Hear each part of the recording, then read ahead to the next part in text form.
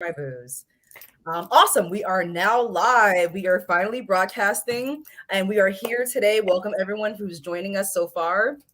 We are doing our live collaboration with Piece of Food, Letitia Richards from Piece of Food, and Andrea Hale from Shamelessly Fabulous, where we're going to be talking about mindfulness, mental wellness, how veganism can bring you there, all those types of things. So once again, welcome, welcome. I know it's early, so usually we would like to give a couple minutes before we get started. But while we're waiting, y'all might as well just, there's only two of us here. We don't have Brenda with us today when we usually do. But before we do anything, how about y'all just tell us how like what you do, what you're about, and we can start with you, Andrea. Okay. Hello, I'm Andrea Hale. I'm a stay-at-home mama, and I found my way to veganism through is that the type of thing that we're going? Is that Look, the direction? I was gonna ask you about your vegan story anyway. So if y'all want to talk Okay. about your vegan story, Okay. your guests. So I found my way through veganism through a series of events. It was, like it was inevitable that it was going to happen because I kept on getting like pinged on the head about I just saw certain things in the world that like my spirit didn't agree with. And I had never met a vegan, so it was really hard for me to listen to that voice inside of me. And so I finally met a vegan, and she just like rocked my socks and like lifted the veil all the way off. And that's when I went vegan 5 years ago. And so basically since then I've been sharing on my platform. It's Shamelessly Fabulous. And that started actually way before I even went vegan, which was when I had my daughter, who is now 9.5. So I had her and I was feeling very frumpy. I was feeling very uncomfortable. And before I had children, I felt like I was in control of my life and I could do what I want. And I like walked with a certain walk. And after I had her, I was having all these questions about like who I was, how I was going to show up in the world. I thought that maybe I had to do what all the other moms were doing. And so Shamelessly Fabulous was this blog idea that I had in my head where I would share how you could live a shamelessly fabulous life without the expectation that people put on women and mothers. And then it translated into sharing a vegan lifestyle because it's a shame what we do to animals every day in the name of food, fashion, and all of the other ways that we use animals. It's a shame what animal agriculture is doing to our planet. And it's a shame that when someone stops exploiting animals, we call them crazy. So I was like, let me show you how you could live a shamelessly fabulous life from the inside out. So that's my story. Love, love, love. And what about you, Letitia? Give us the lowdown. Peace, everyone. I'm Letitia, and I am a holistic health coach and owner of Piece of Food. So I have, I guess I'll start from the beginning of my vegan journey. It was weird. I grew up just eating regular old, sad, Americanized diet, like every fast food you could think of, any and everything, to really one day just kind of like having something snap in my brain where I wasn't feeling great. I saw like people around me getting sick, and just like knowing statistic wise, because I originally started off in the biology field, just knowing not just knowing like what our lifestyles did to our body made me kind of question what was going on with our food. So I kind of started there when I started my vegan research, and like there wasn't a lot out back in the day. This was probably like, and this wasn't even that long ago in my opinion, like 15, 16 years ago, where PETA was basically the only thing that was like out there about veganism. And I started my research there, started looking into lifestyle related diseases, especially in the Black communities, because those were the things that were killing us. So I really wanted to start preventing things from happening to me, really. I looked at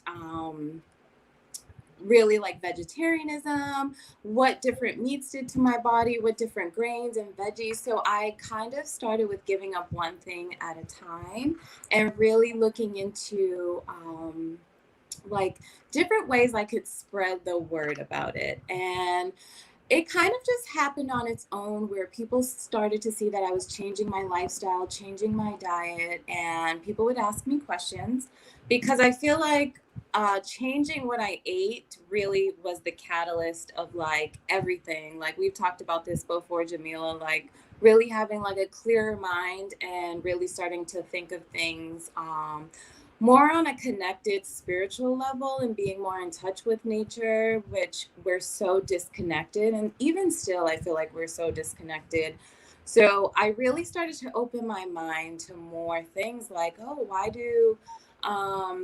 does this particular culture not eat meat, or why did this culture do this? And it really started to just open my mind, really. And I hear this from a lot of people who have changed their diet and who have let go of eating animal products and consuming animal products as a whole, that their thinking changes. Like it's something like just snaps. I can't explain it, but there is just that snap where it's like, we're all connected. Like, why do we love dogs and cats? But then it's like, it's okay to have a steak. You know what I mean? So it's like, kind of just making those dots, and that led me to Piece of Food, which a lot of people started to ask how they could transition, how just what veganism was, and that's kind of how it morphed into my business. And 11 years later, after starting Piece of Food, I'm still going. And with a focus on chakra-based healing in connection to holistic healing. So I'm definitely still there. I'm still in the vegan community, but I'm really focused on like spiritual healing and really tapping into that and what that means to people.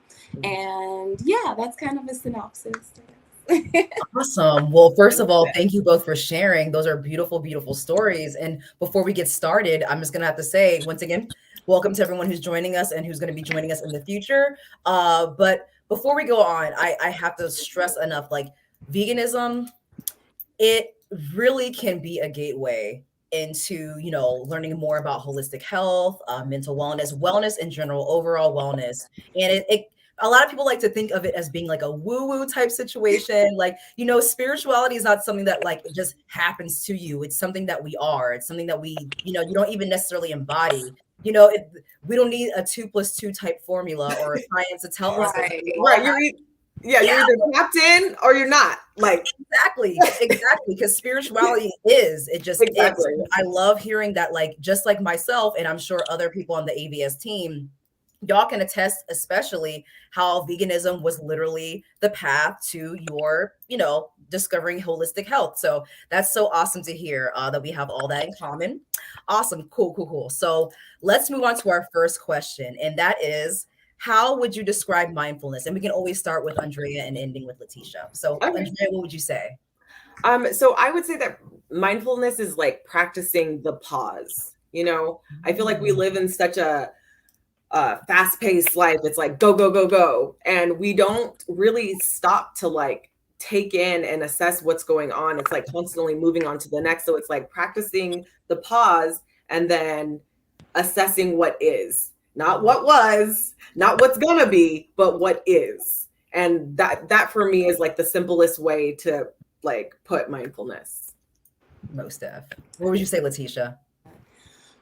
For me, I'm a very inquisitive person, and I love to ask questions, and I love to tell people to like write and ask yourself questions and journal.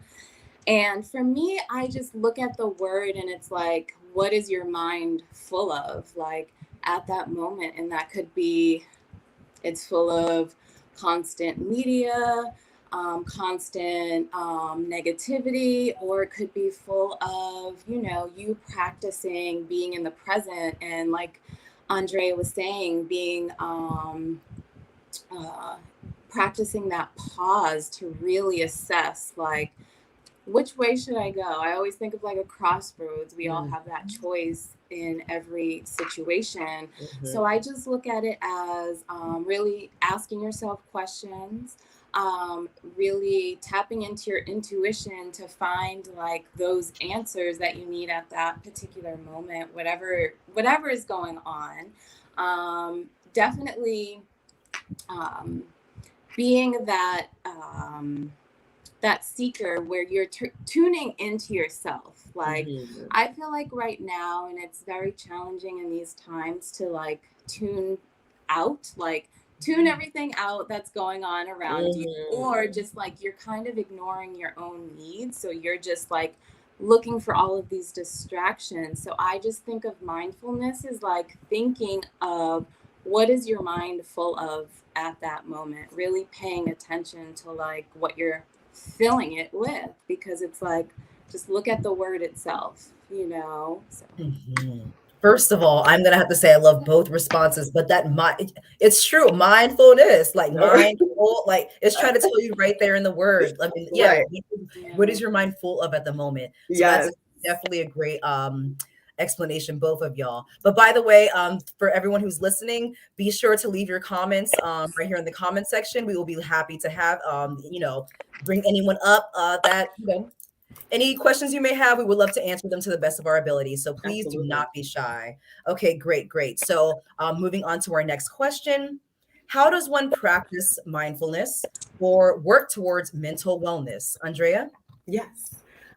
Okay, so I feel like working towards, or like being mindful and working towards mental wellness, like has everything to do with like figuring out what your triggers are, and like starting that healing process, right? Like you're like, let me figure out what it is that like triggers me, what upsets me, and then you can work from there, like whatever needs to be healed for you.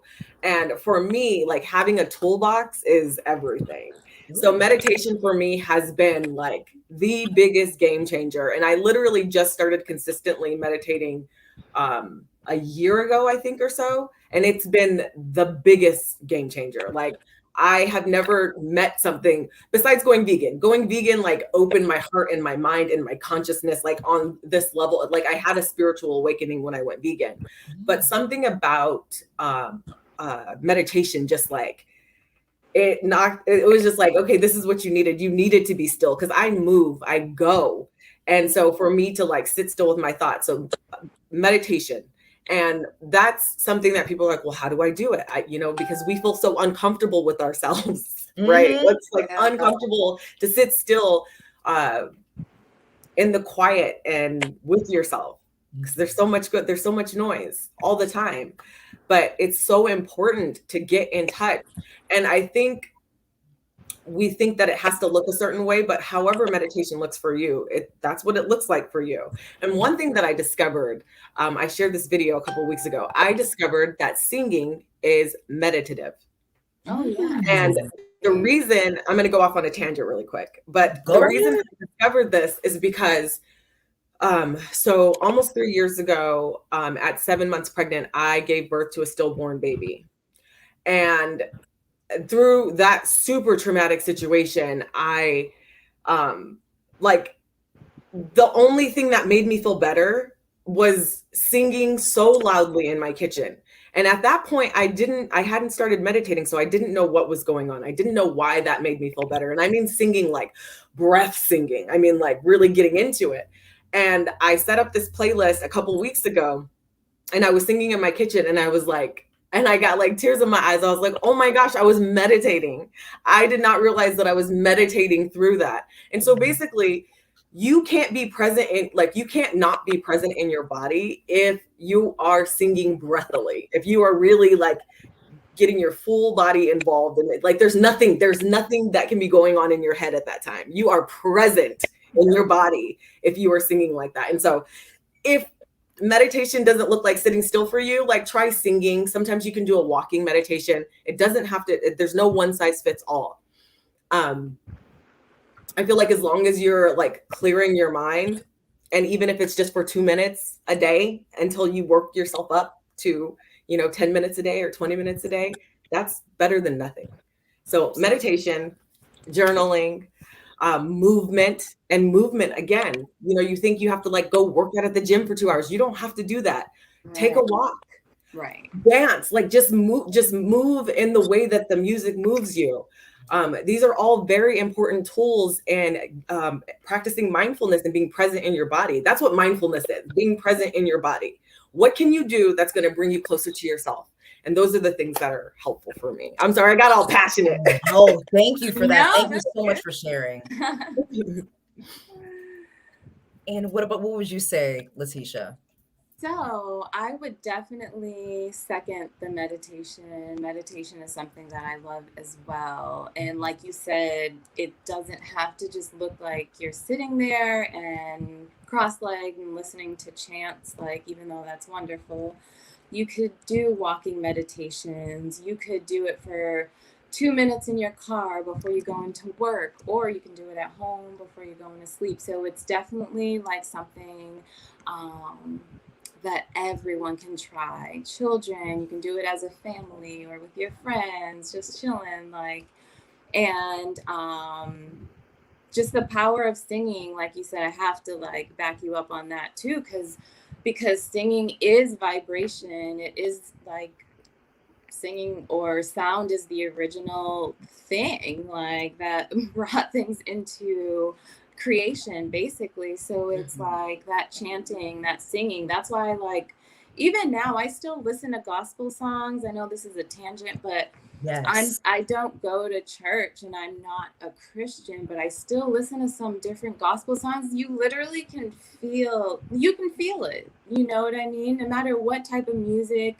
that you can feel, like, music is just that universal or worldly language, whatever you want to label it as. So I definitely second those.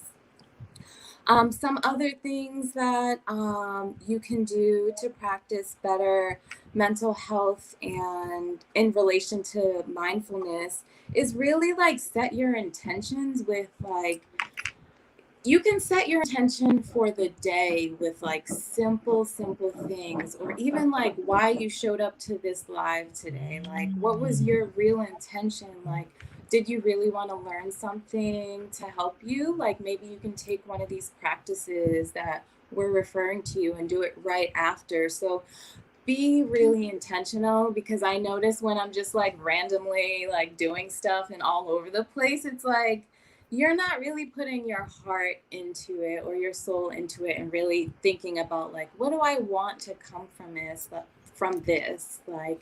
So I think that's something really connected to mindfulness. So, like, being intentional with everything, with your food, with your consumption, with your words, which can be challenging at this time, you know, because we're all going through something, no matter who you are. If you're pretending to be perfect online, which it's our choice what we post online, but it's like we're all going through something. Yes. I've been stressed out over these last couple years, like up and down with like mental health things, whether it's just being like super fatigued. I was telling Andrea that I felt that way this week, whether it's like the stars or the moon or whatever, or it's just stress, you know? So it's like we're all going through something, and that's okay, but like really taking the time to be intentional with even small things, like, oh, drink your water. Like, what is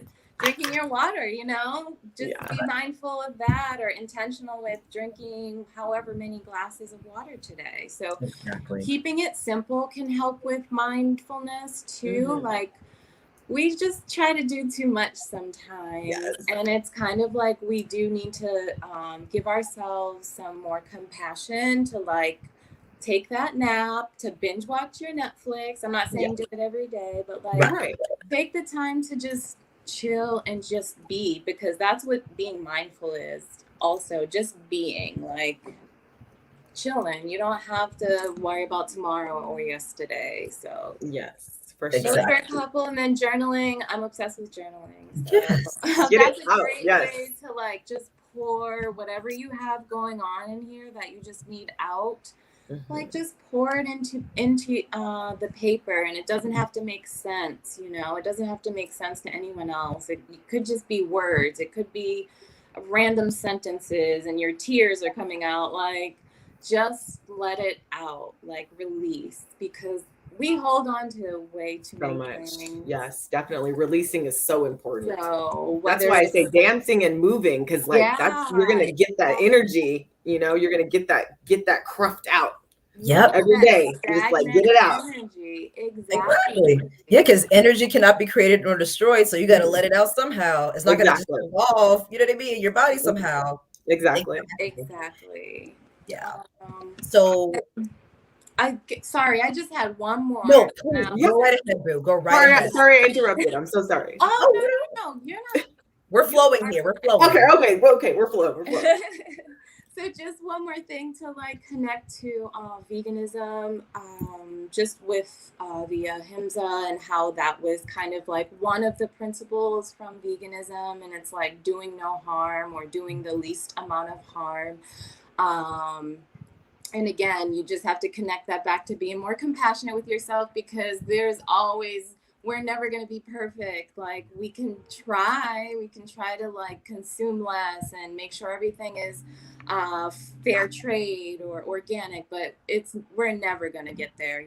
I just heard on TV yesterday, and I live in Charlotte, that there's a new food desert in because they're closing down a supermarket. So it's just like, to me, it's like you think we're moving forward, and it's like we take 2 steps back with things like that, where I'm just like, how can this happen, especially during a global pandemic? But that's a whole nother topic. But to connect it back with veganism, like ahimsa, doing the least amount of harm and reconnecting back to nature. And I feel like a lot of people are doing that. Like a lot of people are gardening more and being more mindful of how they consume, what they're consuming. We're the fastest growing demographics of veganism. Yes, So I honestly, I never would have imagined. Like, I think it's amazing.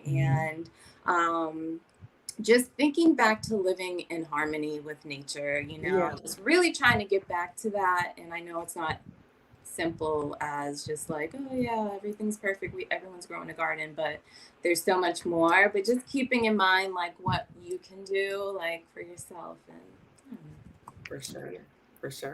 absolutely loved all that. And before we move on to our next question, I'm going to not answer, but shout out one of these comments. But before I do that, I have to say that singing gospel are absolute 2 yeses. And I'm so glad y'all both mentioned that, because, in the Black community, I can't speak for y'all, but, Letitia, you're in North Carolina. My family's from North Carolina. I was raised in the church. My parents, my family was Southern Baptist. So I know firsthand what it's like to go to an all Black church singing real gospel, like from the depths of their soul. You can hear the pain, you can feel you know what I mean, the torment that made these people sing so soulfully. Right. And because of that, like, I understand that as someone who is not religious, I would consider myself spiritual, but even then I connect to it so hard, not only from like, connecting to my ancestors and the people who came before me, created that beautiful, beautiful genre, but just knowing that is something that binds us together. And, we might not all agree on certain things, especially when it comes to religion, but the music, that community aspect of that music really makes you feel some type of way. And just once again, closer to your spiritual, like, your spiritual team, like your ancestors, guides, angels. And once again, yes, I'm glad y'all feel me. And singing, yes, I was just singing. I don't know if y'all saw the Brandy Cinderella before. Yes, I have it on DVD. A long time. I love to hear it. And by the way, anyone that's listening right now, let us know in the comments if y'all know the Cinderella that had Brandy in it. But I was raised on that Brandy. That Cinderella. That was the Cinderella I was raised on. And I was belting that yesterday. And you are so right. It felt like such a meditation just to get away from stress. Yes. Absolutely. I didn't even I had no idea. I was like, why does this make me feel so good? Like, why is this the only thing? And I'm telling you, for weeks, my husband was just like, okay. Yeah, like, you can't sing, baby. I'm just kidding. He never said that. He never said that. I'm gonna say. Awesome. But it was excessive. But you got to do what you got to do. Exactly. Yes. Yeah. Healing comes in every form. So I'm so happy that happened for you. But I'm going to answer one of these questions. Not necessarily a question, but it's a comment. Hello, Chigozi Mason. What's good? They say, I'm really concerned about the mental health of Black men and normalizing meditative practices for them to feel vulnerable. That's very interesting. I love that. That's a deep one. That is a deep. So I'll start. I kind of want us to go into this for 2 seconds. I know we don't have Oh the yeah. most time in the world. With especially with the other questions, but please, if any of y'all wanted to expand on that very quickly, let's please. So I think this is a loaded one because I think there's a lot of hurt and pain in our communities. Whether you grow up in so-called the hood or not, just with being a Black person in this world can be challenging on so many levels. So as easy it is to say, like, it starts at home, it starts with like the parents, like it starts with everyone, like whoever is interacting with these little Black children who are growing up into Black men. It starts there, and then it does start with more Black men who are able to reach out and mentor. I think that's an issue. Like, not enough.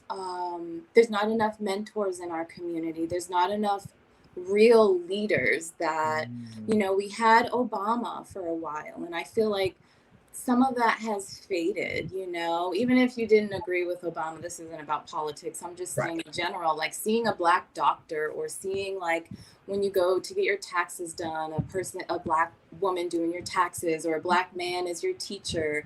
So I think this matters. Like so many levels to it. It's a little bit more challenging than just to like give a straight answer, but it's like we all have to do the work, like women, whoever. Like when you see a little Black boy crying, like, I know we have our funny memes and our funny videos, but it's not funny. Like, let them release as well. Let them cry. Let them show their true feelings, and don't tell them to man up and act like you're the man of the house. No, it's like that's not it. That's not what it should be, in my opinion. Yeah, We definitely have to allowing them to be in the fullness of who they are, because suppressing is like what ends up leading to, so much the violence mental and illness. Yeah, for sure. My son is very passionate, and I let him know you can feel all of the big feelings that you need to feel, and I give him space to feel all of the feels, and give him the language that he needs to express himself. Instead of like acting out. And we meditate every night as well. So definitely starting where you're starting, at home, starting with your own children, starting with your own nephews and other men that are in your family, and letting them know that it is okay to be vulnerable. I think that, doing what you can with what you have is a good starting point. Absolutely, absolutely. And thank you for sharing your thoughts on that. Really briefly, I will say that, yes, it is very true. Like, I will say, for example, my own father, we're going through a lot in our family, as everybody is. I'm not unique in that. And my dad, being a Black man who has been raised in America, raised in the DC area, he can tell anyone firsthand how it's like to, when it comes to the environment around the police, his area growing up, how him working, and even me seeing people like say really awkwardly like racial things to my dad right in front of me for some reason.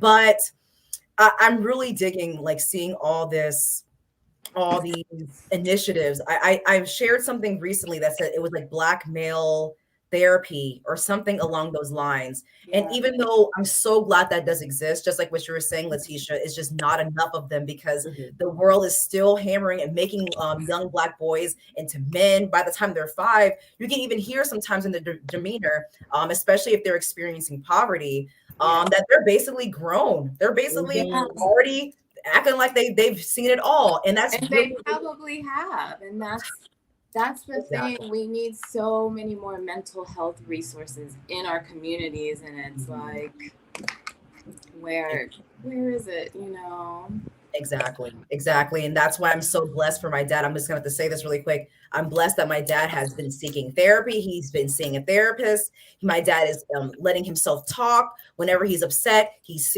expresses it. As somebody who's very gruff, he's the man of the house, whatever that means. He actively took on that role. And that is very stressful to put all that burden on your shoulders, all Mm. because of a societal expectation. And also at the same time, the world looking at him as being less than. So I don't have the experience of being a Black man and with that feeling, but I'm just really glad that more and more initiatives are starting. But there still definitely needs to be more. So definitely, I'll go into our next question. Um, and thank you, Chigozi, for that statement. That is very, very insightful. Okay, great. So I think we've already talked about this already, but in case we missed anything, let's touch on how do you think that veganism relates to mindful and conscious living? So I definitely like veganism actually exposed how unconsciously I had been walking through the world. And it's like, it's one of those things that you just don't see it until you see it. And like, you know that animals die for you to eat, but you don't know the levels of pain and suffering that go into these products that you eat. Like, you have no idea that it's like hidden on purpose. And so going vegan was like, the veil had been lifted, but then I saw the ways that the entanglement of oppression, like that's what veganism did for me. It helped me see it, like lifted the veil all the way up and helped me see how everything was connected. And so it definitely made me think about how I was consuming. It made me think about, just like basically how I was living and how it wasn't really in alignment with who I was. Right. And, you know, like I'm a peaceful person, I'm a loving person, I'm a kind person. And everything that I was doing was acting in, like, not defiance. I can't think of the word right now, but it was not in alignment. I was not in alignment with who I actually am. And so that, yeah, it definitely like opened up my eyes to how unconscious I was. And like, it's been amazing it also opened up my heart to like so much compassion, like not just for animals, but for humans.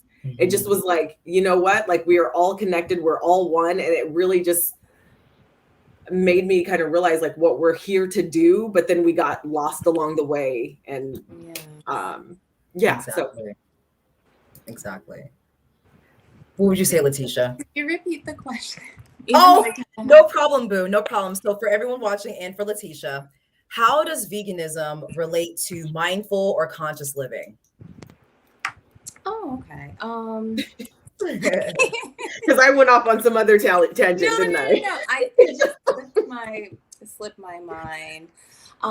It's definitely the connection thing with me. It's kind of like how you go down the rabbit hole of like researching like veganism. It's kind of the same thing where it's like you start to see how animal agriculture, well, us consuming animal agriculture and wanting it to be more convenient has led to so many other things. One being the abuse of animals, two being like us hurting the environment, leading to people who are working in these factories not having good mental health, not being paid, being injured.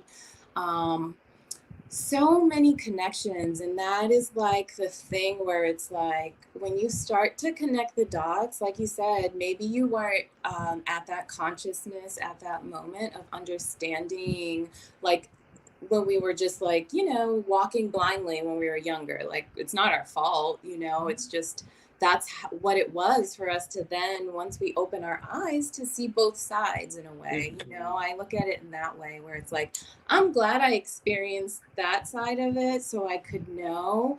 And now it's like, wow, it's crazy all the things you don't know when you are removed from certain things.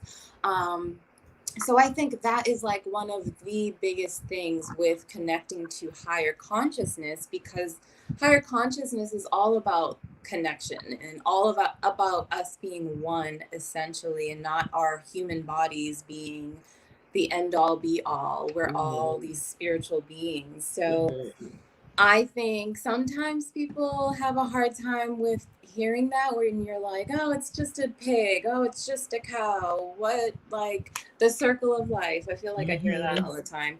But it's like, I get it from a certain circumstance. Like if you were, if that is the only food available to you and you're living in like, I watched this is another tangent, I'm sorry, but I watched a very interesting show on YouTube called it's on the Jubilee channel. So they usually bring two opposing sides together to talk it out. So they had vegans, and then they had an Aborigine woman. I believe she was from Alaska. And then they had a hunter, but she was more of like a hunter. She hunted for her own food in Texas.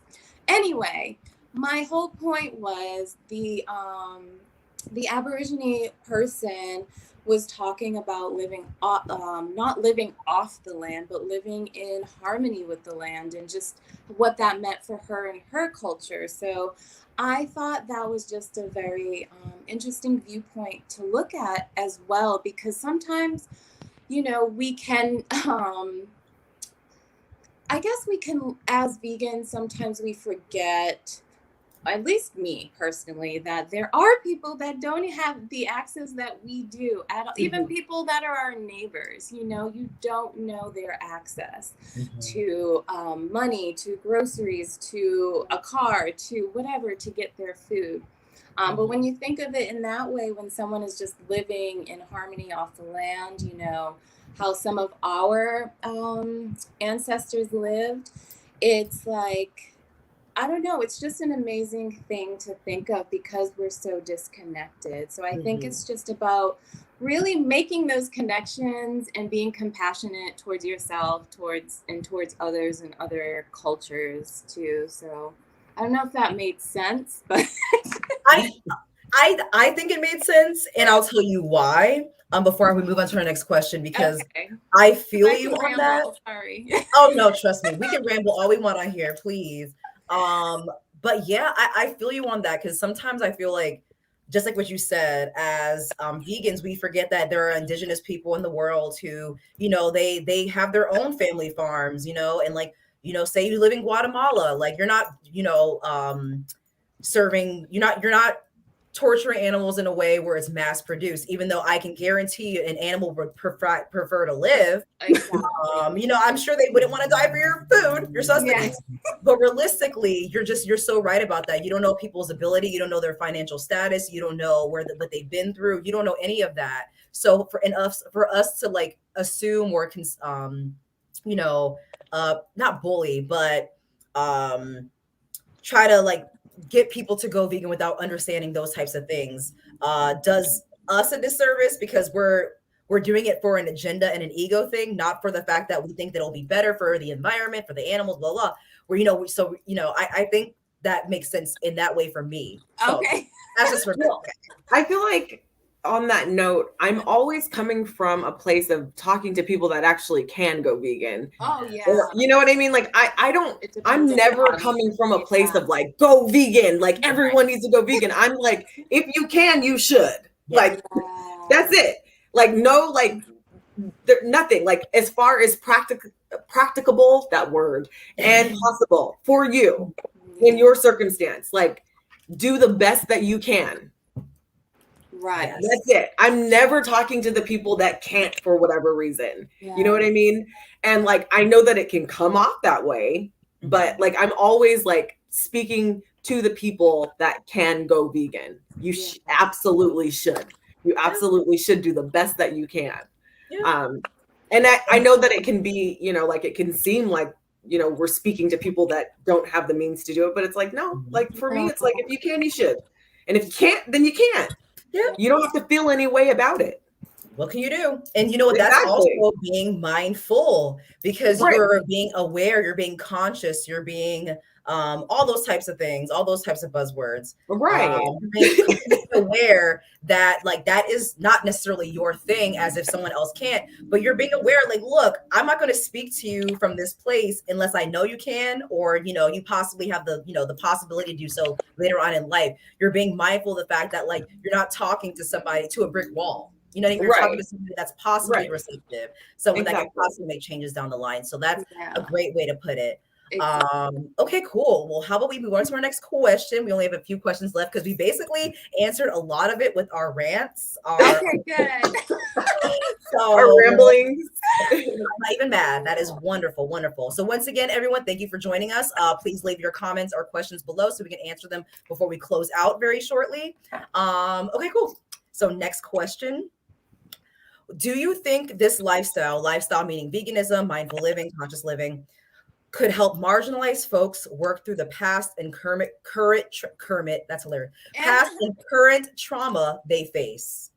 Oh, absolutely. Absolutely, 100%. I feel like even if like the vegan aspect is not in the picture, like I said earlier, recognizing your triggers and then working from there and getting your toolbox is good for everyone. But yes, it's definitely, and it's, you know, not a toolbox of things that you need to spend a bunch of money on or anything. It's like meditation, movement, journaling, being mindful of what you consume. All of these things can, you know, lead you to living a really good life from the inside out. I love that. Love that ending. Letitia? So there's definitely, I guess I'll word this a little different. If you use mindfulness to heal current and generational traumas, I think there's like a huge connection, and I think we're heading in the right direction. As much as we want to call all of this trendy and like, oh, you know, like all these different TikToks and whatever is like, oh, it's just trendy for now and people won't care about it later. But I think there is something happening, some type of, I don't know, there's just there's an awakening. Yeah, something's I feel it up to like explode in a good way. Mm-hmm. I feel like people are really finding their own way, whether it's you know, through reading books or looking online at videos or working with a coach or whatever. It's kind of like people are searching for better ways to handle their past trauma, their present trauma,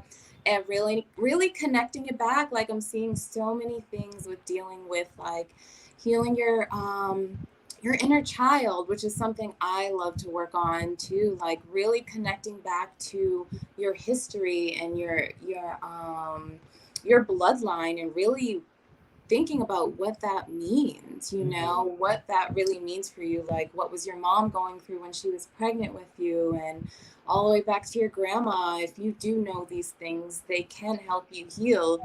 And I feel like we're moving in that direction. So we're trying to heal ourselves in order to like heal our relationships and like make that ripple effect happen. And I think there's a huge connection with mindfulness, whether it's a small little, you know, meditation during your day, or you reacting to something in a totally different way in real life. Like, you know, if you work in customer service and someone's mean to you and you just kind of go like, I'm not going to engage, you know what I mean? So Right. It's like you have to take those little steps in order to be able to deal with things on a bigger level too. So yeah, I think mindfulness is something that everyone needs to tap into. Like I said, just whether it's something small, you know, start somewhere.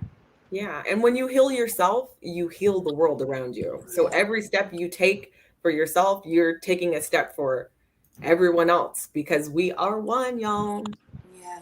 I believe that firmly. I don't care how that sounds to people, because I believe in, and you know, I'm speaking of, you know, not necessarily on behalf of ABS, but we are, you know, we're spiritual too. You know what I mean? We have our, you know, our senses, but like we believe in like raising the collective consciousness. Like if you know, you change people by your example and not your opinion. So if you're the one doing all these practices, you know, working on these techniques, eating better, and you're, you know, to your ability, doing your movements, journaling, all those types of things, you don't have to even really explain to people about any of that. Once they see how you are doing, how you're feeling, they're going to want to join. Okay. Yeah. So yeah, exactly. So you just have to be, yes. And then that'll in tune will, you know, inspire. It's a ripple. Yep. Exactly. It's definitely a ripple effect. And y'all mentioned something earlier, that I wanted to definitely say, but before I move on to the next question, I definitely wanted to mention that Yeah, it really can. I feel I don't want to say lift people's spirits, but really when it comes to like dealing with your trauma, marginalized or not, just like what you were saying, Letitia, doing things like inner child, basically going back into a place where um it might be painful in the moment. It might be definitely really painful. It might be just, uncomfortable. It might be triggering, but at the same time, those things are really necessary for us to move on. If we keep hanging on to the past, if we keep letting the past come back to haunt us, if we keep not having really good coping mechanisms or even just like a practice in the moment of how we deal with our trauma, then we're going to continue to suffer. And not, this is just us as an individual. This is not even talking about racism, capitalism, all the isms. This is us individuals, because that really has a lot to do with it. Let's be real here. Yes, for sure. For sure. The real generational curse is our oppression. So yeah, you know what? I did this meditation, this guided meditation, and the woman that guided the meditation, like took you back to this place and like had you meet all these past versions of yourself. And the way she set up the meditation, for 5 minutes before she was like set in the tone, she was like bringing you in, so you couldn't be anywhere else by the time you got there. I'll send it to you. It's such a good meditation. Like past life regression, or was no, it wasn't one of those. It was I typed in regret because I was feeling some sort of way that morning, and it came. Send that to me too. I will. And self-acceptance came up. So I clicked on it. It was like a 25-minute meditation, and she took you there. So you go to this beach and you meet all of these past versions of yourself. And then in the end, you meet, the ideal version of yourself. And it was really interesting in that meditation. Before she even said who it was, I was like, you're already her, boo. It's like it's about like stripping away everything that anyone has ever told you you are, and really tapping into who you are, because like that's the work. What was that? Just remembering who you are. Exactly. It's just like, so yeah, I will send that meditation. But on the inner child thing, it was very similar to that. But it was like you were meeting every past version of yourself, and you were just there to accept. You were there to love. You were there to offer grace and compassion, and just love up on yourselves. You made those choices in the past, but what can you do besides do that? Like accept and move on, let it go, and move forward towards who you want to be. Exactly. Beautiful. It was a beautiful meditation.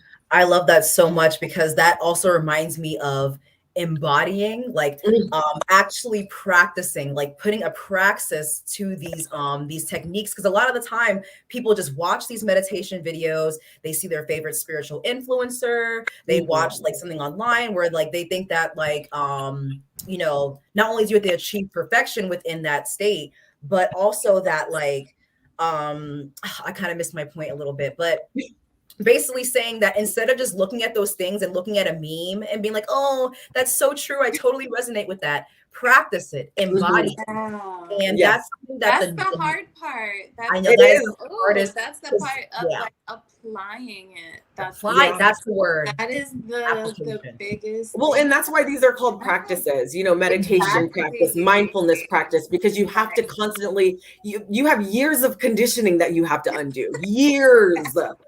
It's gonna take some work.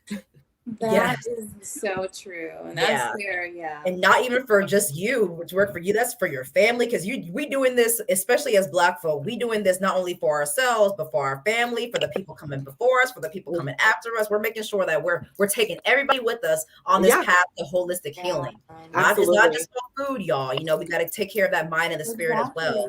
So absolutely. Yes, most definitely. I'm glad y'all feel me on that. Okay, cool. So I'll move on to, I don't want to say this is our necessarily last question, because the other questions I said we basically touched on, but this might necessarily be, but I just want to, I kind of want to combine these two questions. It's basically, I want to know how you, what pushes you personally through times of hardship. Like, how do you overcome hardship? How do you deal with hardship? Like, what is your practice to dealing with hardship? But also, I want that to be framed in a way that you like, what would you want other people to know and how they can deal with their problems in the future, regardless of their situation. Hopefully that made sense. No, it makes completely sense. But, okay, so don't be afraid to cry. That part. I'm just gonna let release. Releasing is important. Like, I have to put that, because I'm a crybaby, and that's my go-to. I'm a cry.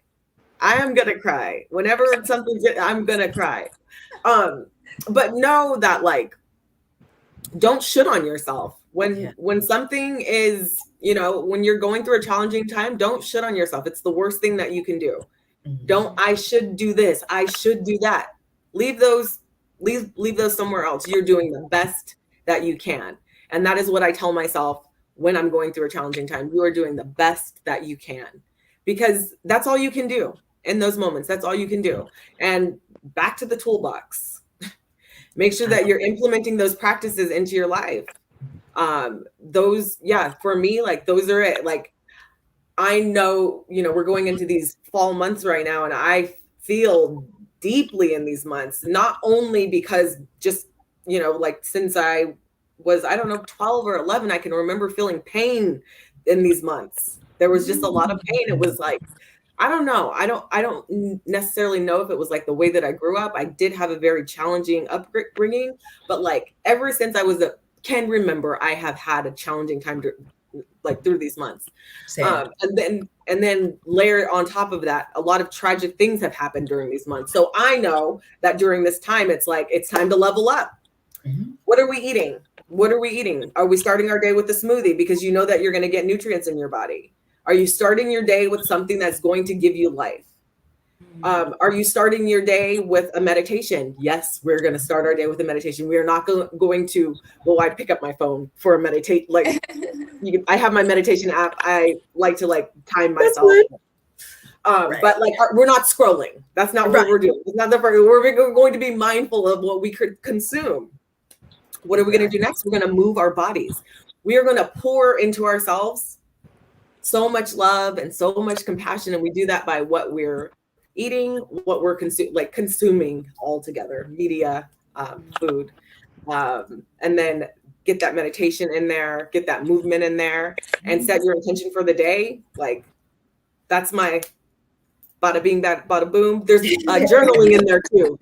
There's journaling in there too, for sure. But those are the things that I'm like, this is what you got to do to get that wellness going, to get that overall wellness going. It's like super, super important. Pour into yourself first. Before you do anything else, pour into yourself. It's so, so important. Yeah. Love it. What do you say, Letitia?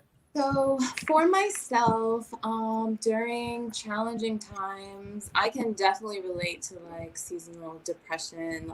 I lived in Boston before, and it was definitely the nonstop blizzards and not being able to leave the house, and on top of me not really loving holidays, and because it's connected to my childhood and my grandmother. My grandmother's no longer on this side. Mm-hmm. So I've always struggled with that as well. So that with different childhood trauma, and on top of relationships that, caused other things to trigger, I guess. I feel like once I go through certain things, I always look back at times that I've gotten through other hard things. Mm-hmm. It's always something that gives me some hope and faith, and you did it before, what's stopping you now? Yeah. And back then you probably felt like you couldn't do it. So here you have, like you said, more tools to help you. Journaling is one of the things that is just dear to my heart, because I've just done it forever. Mm-hmm. And that's something where I can express myself, and I can write down my ideas and write down a question, or just write down anything to release it, and starting to feel more comfortable with my feelings. I think that's one of the biggest things that I've struggled with. I would hold my feelings in and not really feel all of them and understand all of them, or where they originated from, or why that triggered me. Like, so really starting to feel that and write that out or talk it out, whether it's I use my voice memo on my phone, or if I have my notebook with me, I'll write something down. So connecting with yourself. Like, we have so many distractions around us. Sometimes it's good to just turn everything off and sit in silence, whether you're meditating or not. I have animals and they're annoying, but my cat is like banging on the door. But if you can sit in silence somewhere, that's a great thing. Or spending time with animals, spending time in nature, taking a walk. Oh yeah.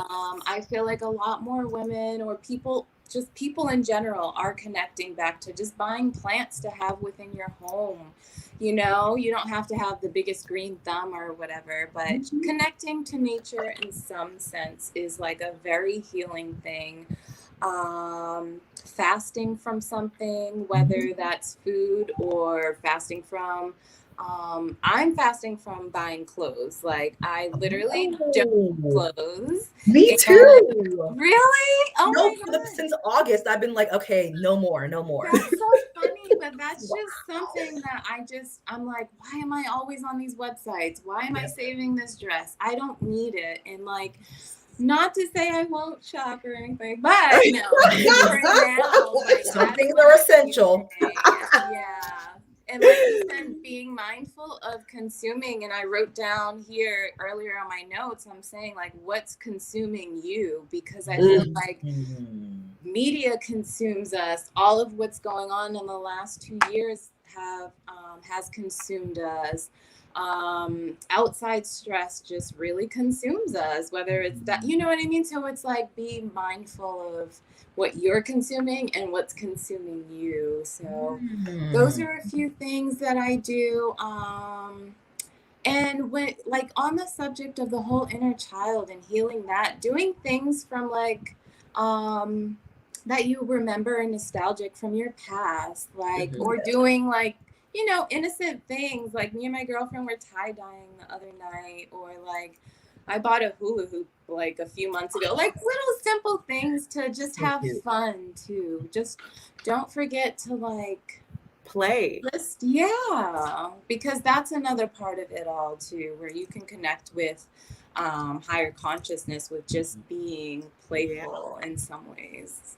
For sure. And that's healing. So Absolutely. For sure. Absolutely. I wish I had more to add, because y'all literally said everything that I either practice or would recommend, because that's so true. Once again, as I said earlier, and which y'all just basically like showed here, exposed here, is that it all just comes down to practice. It all comes down to you being mindful enough or aware enough of your, you know, how you're feeling and what your thoughts are going, you know, what you're thinking, to put an action behind some, you know, put an action behind that to combat that negativity, combat that, you know, that nagging thought, combat all the conditioning that makes us feel like we're less than simply for existing, because we're here, we're magical because of that. And another thing that I have to add that has helped me like so much is just like acceptance. Like, stop fighting it. You know what I mean? We like want to feel good so much that when we feel bad, what even is it? It's your perception of it. Okay. Exactly. And so, like, I get it. Like, if you've hurt yourself physically, it's really challenging to get out of the mindset of like, I'm in pain right now. But like, if it's a mental thing that's going on and you're like, don't feel your best. Okay. And it's very interesting to observe it. Just like, so I'm feeling this way. It's the judgment of the feeling that's worse than anything. So stop judging yourself. If you feel the way, feel it. Just feel it. Oh, I'm experiencing irritation. I'm angry right now. I'm frustrated. I'm sad. Not like, why am I sad? Why do I feel this way? Like, they're unproductive. Just feel it. Just be. And that's what I've noticed, because it goes away so much quicker for me. Like, any sort of like challenging feelings, they go away so much quicker if I just say, here you are. Hello. Yep. Exactly. Am I going to cry? I say hello, by the way. Yeah. Mm-hmm. So just acceptance and no judgment. Yeah. Absolutely. The And judgment part also, is so challenging sometimes. Sorry. say it again, Boo. I was saying the judgment thing is such a challenge at times because I think we're constantly judging ourselves, and then that reflects in us judging others always. So it's kind of like we have to stop the self-judgment. Like that's where you start that. I have a tip for it. Oh. What would you tell your friend if she said, I'm so whatever, like whatever angry thought you have in your head, I'm so lazy? What would you say? What would you say to your friend? You say, boo. Yes. Boo, you don't know. Right. No, that's not true. So sometimes when I have these repetitive thoughts in my head, I'll give it a name and I'll be like, you're a liar. Yeah. That's a lie. That's a lie. So it's like Exactly. either talk to myself like I would my friend or my daughter, who it's very helpful because then I'm like, okay. But or give it a name that you like, okay, Rubella. Chill. Rubella's nasty. That's true. You are lying. You are telling lies right now, and I will not have it. Exactly. Yeah. So those are the two things that help me.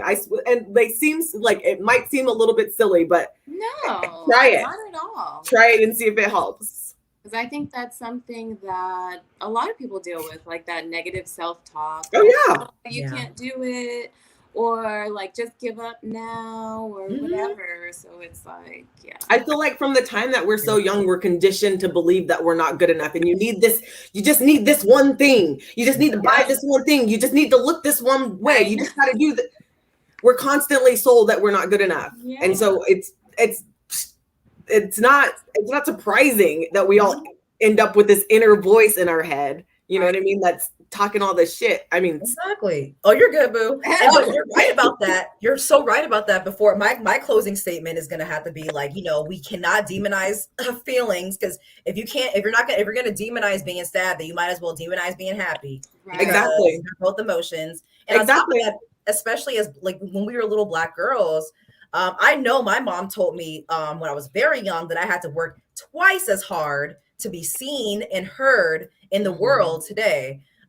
Being raised lower middle class, like I knew that I had to like really fight to be seen as like a productive member of society. And we in general, Black people in general, we have to have a different type of self-dialogue to combat those things that we've heard since we were children, because they're a complete falsities, just lies. Absolutely. Absolutely. So do you have any closing statements before we head out? Like, in that same vein, it could be anything from what you have going on next to basically something that we just talked about right now. I just do your best. Just do your best. I love it. Letitia? I guess to close out, thank you to everyone who watched today. And I hope you do have something or you heard something that you could take away and actually apply today. And I just hope everyone has a blessed rest of your night, and just be more mindful. Like really sit down tonight and think about what that means to you. And I guess, I'll give myself a little plug. Yeah, go ahead. I restarted my one-on-one coaching, so visit pieceoffood.com to sign up for a free consultation. And I'm also opening my Patreon this week with my Sacred Chakra Goddess Circle. So that's going to be more along the lines of group coaching and really bringing your chakras back into balance, connected with like group coaching. So yeah. Beautiful. Beautiful. Any other plugs, Andrea, while you're here? I don't have any plugs. Someday I'll be there. Someday. Yes. For sure. I will offer my services at one point, because I people need to get this juice. Yeah. But it's when I'm ready. Exactly. And I love to hear it. Oh, so once again, thank you both so much for joining us. This is not going to be the last time we're going to talk about mindfulness. We're definitely going to have another conversation. Yes, this was great. We definitely need to have more conversations like this in the future because veganism, of course, climate change, food justice, all those types of things are very pressing topics. But mindfulness and wellness are definitely another thing that we need to talk about in our communities. Absolutely, so yes, it's so important. Yep, there's no other way to see it. But yeah, once again, thank you for everyone for watching. Definitely tune into our next live panel and live video in general. And once again, a plug for us. Be sure to go to afrovegansociety.org/events to sign up and register for our free National Afro-Vegan Virtual Conference that's going to be happening this Saturday, November 13th. So definitely keep an eye out for that. Once again, thank you guys so much. Thank you women so much. I appreciate you so much. Have a great evening. All right. You too. All right. Bye-bye. Bye.